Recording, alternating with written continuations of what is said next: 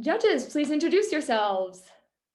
Good afternoon. I'm Molly Russell. I'm an attorney at Legal Aid West Virginia, and I specialize in domestic violence law. And this is my first time judging the We the People National Contest. Ed? I'm Ed Philpott. I'm a trial lawyer from New Hampshire. My office is in Laconia, New Hampshire. And this is my third time judging the competition. And if you look at the map, I am about that far from Canada. Okay, hello, I'm Dr. Michael Anderson, and he's saying that because I'm that far from Canada on most maps. So I live in northern Minnesota, Walker, Minnesota. I'm a retired professor, a retired administrator, and I work with Native American kids here in the local schools. And this is my 16th national finals. And I guess I hold the distinction here of being the furthest from Canada. That being said, let's go ahead and hear you introduce yourselves. Good afternoon, judges. We are Unit 4. Our unit focuses on the values and principles embodied in our Constitution. My name is Supriya, and I will be studying anthropology at Dartmouth College next fall. Hello, my name is Gabby, and I will be studying biochemistry at the University of Miami. And I'm Ashley. I'll be studying psychology at the University of Virginia. But for now, we are all seniors at Trumbull High School. This is our teacher, Ms. Boland, and we thank you for being here today. All right, excellent. Unit 4, how have the values and principles embodied in the Constitution shaped American institutions and practices? Question 2, members of Congress are not only legislators, but they're also inquisitorial and should meet frequently to inspect the conduct of the public officers. How effectively do you believe Congress has used its investigatory power? Bullet 1, explain the differences, if any, between Congress's power to investigate and the power of oversight. Bullet 2, back to bullet 1. Which power, in your opinion, is more significant? Bullet 2, how effectively do you believe Congress has used its oversight powers? You may now answer. Reading for the court in the 1927 ruling McGrane versus Daugherty, Justice Van Devanter stated that the power of inquiry with the process to enforce it is an essential and appropriate auxiliary to the legislative function.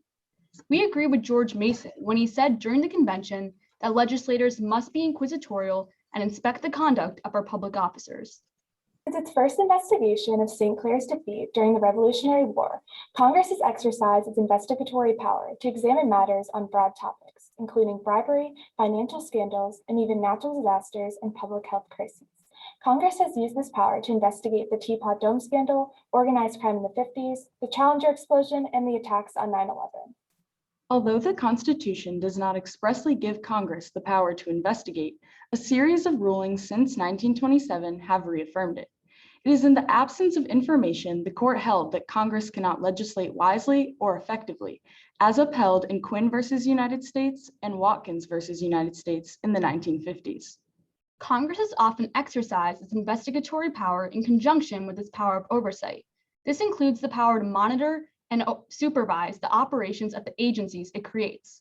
While oversight is not an explicitly enumerated power, it is clear that the founders intended for the Article 1 branch to keep tabs on the business of the Article 2 branch. Congressional oversight is the cornerstone of the structural checks and balances on which our federal government is built. Congress cannot carry out its constitutional duties without the power to investigate whether the laws it enacts are being faithfully executed and whether the money it appropriates is being properly spent. For decades, Congress has utilized the committee system to investigate executive transgressions, ranging from Iran-Contra to the CIA's use of enhanced interrogation techniques. The ability to serve subpoenas, interview witnesses, and hold both public and private hearings has proven vital to providing transparency to the American people. While both investigation and oversight are useful tools at checking the executive branch, we believe that oversight is the more significant congressional power. Effective oversight leads to effective investigation of the executive branch. Perhaps Congress's most powerful oversight tool is the Government Accountability Office, which sends Congress information on budgetary issues for everything from education, healthcare, homeland security, defense, and natural resource management.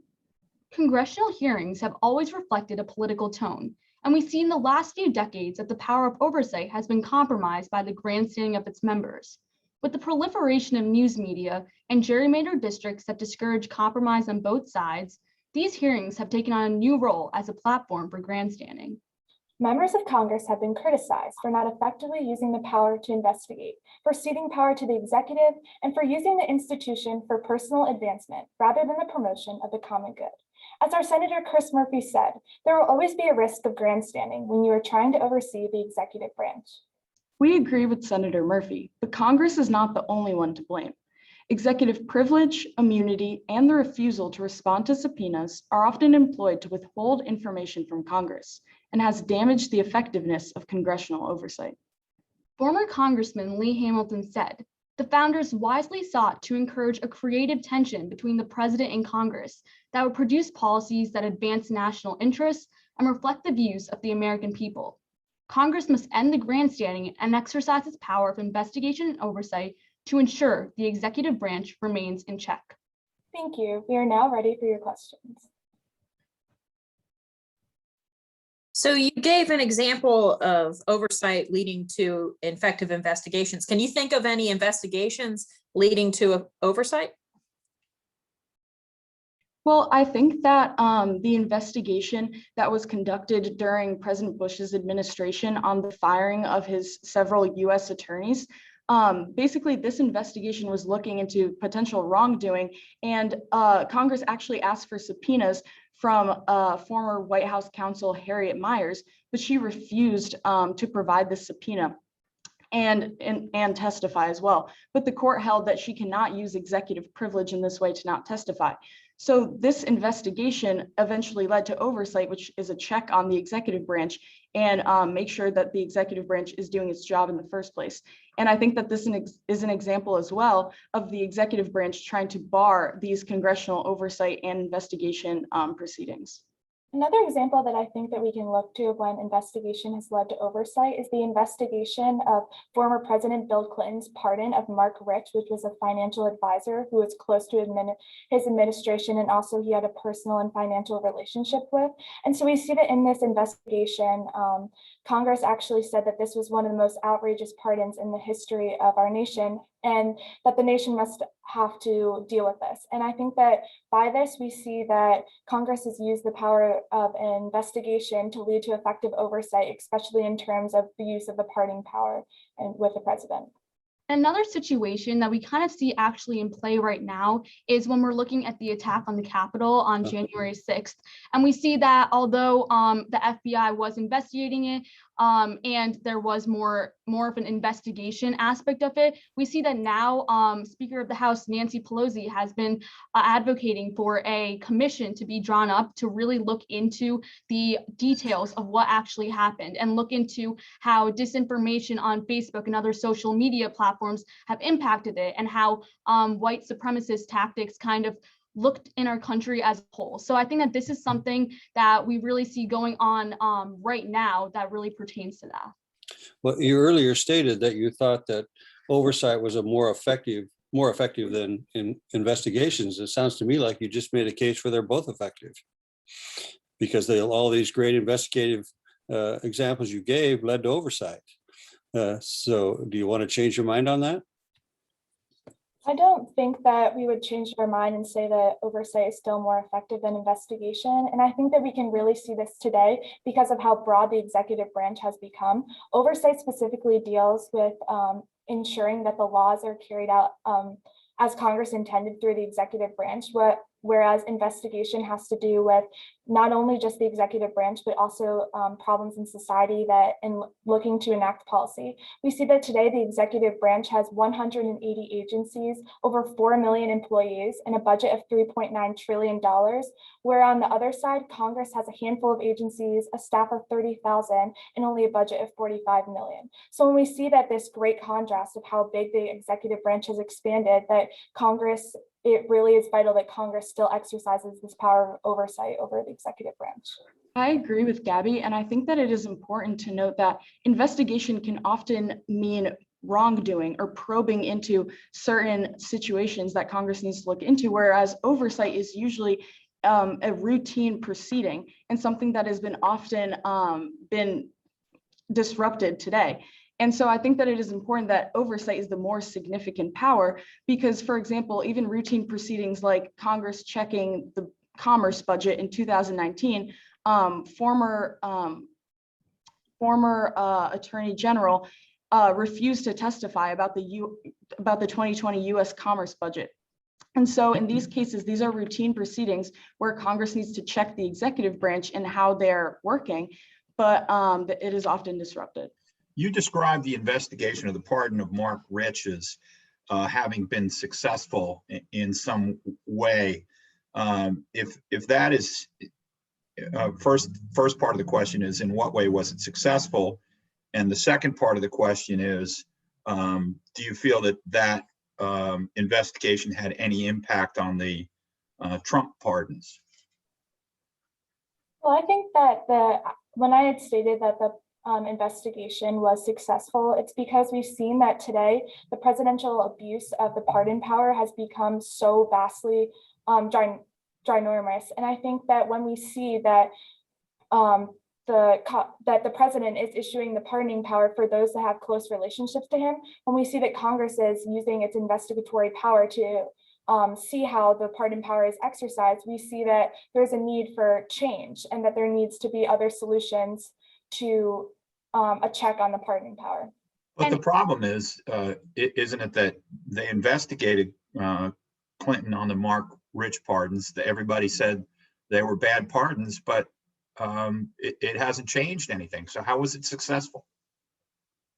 Well, I think that it's successful in the sense that it brings issue to the light of the abuse of the pardoning power and that there needs to be serious solutions. We see that one solution, that while 29 states exercise the pardon power in conjunction with how the president does, the remainder of the states actually have a clemency board that report to and make recommendations to the president about this. So I think that when we see such abuses of power with the pardoning power that are brought to light by Congress through this investigatory power, we see how important it is that there needs to be changes in our Maybe system. we can link these answers back to your first statement about the 1927 Dougherty case.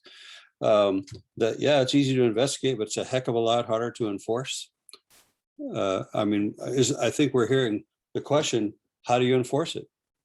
How do you make something happen as a result of a hearing? I think that we can enforce this by making sure that Congress holds people more accountable. And back in 1927 with McGrain versus Daugherty, this obviously gave Congress subpoena powers and the power to compel witnesses to testify. And even back then, the brother of then Attorney General was actually locked up for contempt of Congress for not. Well, that was 1927. We have people refusing subpoenas all over the place right now in the past couple of years. So if they can't even get them to come to Congress, how can they ever really enforce it? Right. Well, I think that by Congress now being more accountable and by locking up people for these things like contempt of Congress, because simply now these are merely threats. Like in 2019 with the U.S. House Democrats threatening to detain the then Attorney General for not handing over the subpoena of the unredacted portion of the Mueller report.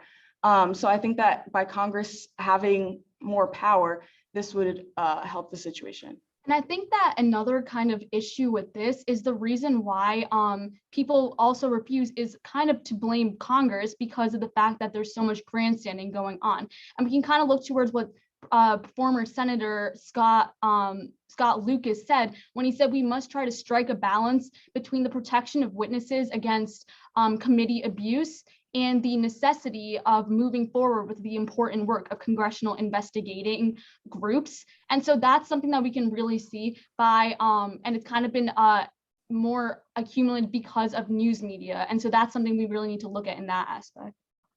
Perfect. Time's up. Okay. Take a deep breath. All right, we're now going to give you some comments. I read the question, right? I can't remember. I can't remember. Go ahead, though. Wow, just excellent across the board. I was so impressed. I felt like I was given kind of a question. I was like, ooh, thinking of specific examples. And not only did you know specific examples, but each of you did, and each of you went into your own little rabbit hole that brought up new questions. And it was such an engaging conversation. And I'm very impressed. Just wow. Excellent job. I'll go last, Ed. You like to go next? I thought last time I liked to go last, but I do like to go next. So thank you very much for the conversation. I thought you had some very good examples of the way that oversight worked and investigation worked. And I think you came out in your original statement and said that there's some overlap, that in some instances you have investigation in the context of the oversight function. As we got further along in the conversation, we sort of lost that a little bit. And the point that I was looking for from you with regard to the Mark Rich investigation was it didn't do anything. And if it doesn't do anything, why do we do it, right? Because we had, some very similar, very political pardons just happen. So I was kind of looking for a little explanation of where that all went wrong. You mentioned a bunch of things, and you can't go down follow every single thread, but I like the fact that you talked about the influence of social media a little bit. You had some good examples of oversight working. Iran-Contra was an example, resulted in some legislation, and some of the torture investigations also. So I think the issue of subpoenas is a tricky one. I know that if you don't, in my business, if you ignore a subpoena, sheriff comes and he takes you away and he puts you in jail. Doesn't seem to be happening these days on a federal level. So I think you handled that pretty well. All in all, thank you very much for a great conversation. Thank you. Mm-hmm. I was also pretty pleased with how you put this all together and withstood some kind of tough questioning from all three of us, I thought. The thing that we noticed and we've talked about over the course of the times we've done this is that when it becomes feeling like a discussion among adults about a very serious issue of how to govern people, then we know some good things have happened. Because you probably could have carried this conversation on for quite some time without running out of things to talk about. That says that you are deeply prepared and that you have put a lot of work into. So your answers, by the way, seemed like you had the background right there. We didn't have to search for it, struggle with it, and it wasn't easy, some of the questions we asked. And the enforcement issue, that 1927 case, I mean, you talk about bringing it into the future. You can investigate all you want, but if you can't enforce it in any meaningful way, it doesn't matter. So, and that was a tough question. And I think you handled it really well. I also would advise you, also the Bush answer was a really good example. The Bush and the U.S. attorneys, that was an excellent response. I mean, really, who knew that congressional members of Congress would be grandstanding? Can you believe that actually happens? I'm shocked, I tell you. Who knew? There was grandstanding. But I would advise you, as you prepare, should you make it into the Monday conversation, remember that one of these questions could be coming up again. And I would go back and reread your Federalist 51, because you might be able to add some meat in there about that. But otherwise, it was just a really good effort on all your parts. And Ms. Boland, I absolutely love your poster. Thank you. It's a right Let's arm. congratulate the students on a job and effort well done today. Thank you guys.